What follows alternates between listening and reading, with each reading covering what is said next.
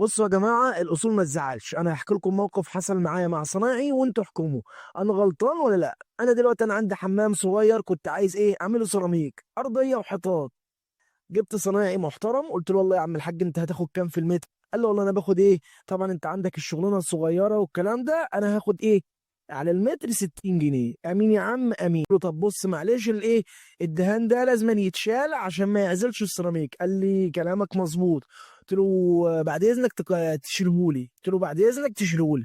قال له والله ده كده هيحتاج واحد والكلام ده. قلت له طب بص اقول لك على حاجه، انا هديك يا سيدي في المتر 70 جنيه، وانت تعمل ايه، تشيل الكلام ده، هتجليه وتشيل ايه الدهان ده.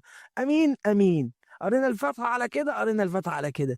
جالي النهارده الصبح بعد ما طلع عيني اسبوع عقبال لما جه، قال لي ايه والله انا ايه انا هطرطش وبتاع والكلام ده، اصلا انا عندي شغل تاني عايز اعمله. قلت له يا عم ده ما ده شغل برضه، حضرتك احنا متفقين. قال له والله معلش وبتاع استحملني. قلت له استحملك في ايه، ده فلوس والحاجه غاليه والكلام ده. قلت له والله كده مش هينفع معايا، وقف شغل وشكرا على كده ومتشكرين ومش هنعمل اي حاجه.